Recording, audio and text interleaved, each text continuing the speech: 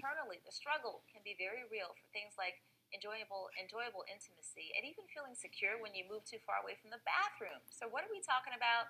We're talking about the pelvic floor. Dr. Alyse Kelly-Jones is here on this Medical Monday to talk us through what this all means, and thank you for being here. Thank you for having me. It's not something that we necessarily feel comfortable speaking about, but it's so important. So explain to us what the pelvic floor is and why it's so crucial for things like intimacy. So I kind of liken it to a hammock that attaches to the front bone, the pubic bone, and attaches to the bones that we sit on, our sits bones. And then on that hammock sit our bladder, our vagina, and our rectum.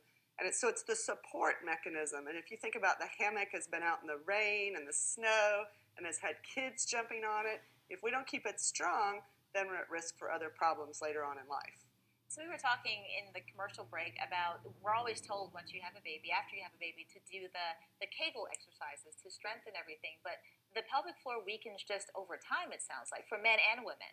That's right. So if you don't use a muscle, say you had an arm in a cast for a month, all your muscles would get weak because you don't use it. So if you don't know or how to strengthen that area, it gets weak, and then that can lead to problems over a woman's lifetime. So the biggest problem is incontinence.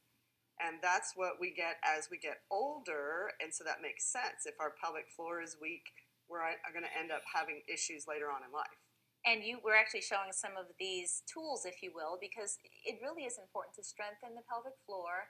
Dr. Lisa, walk us through how to do that. So most women do Kegel exercises wrong. Instead of squeezing, they push. And so these devices are all designed to give women some feedback about how to squeeze.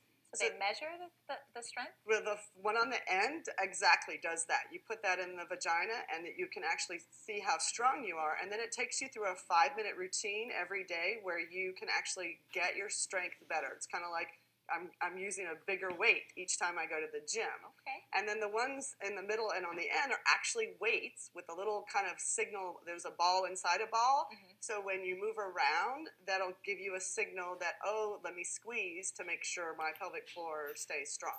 So we're talking about these exercises to do, which really do help incontinence. They also improve intimacy. And you were saying both men and women need to do these for all those reasons. Right. So if your pelvic floor is strong, for a woman, it improves her ability to not only have an orgasm, but have a good orgasm.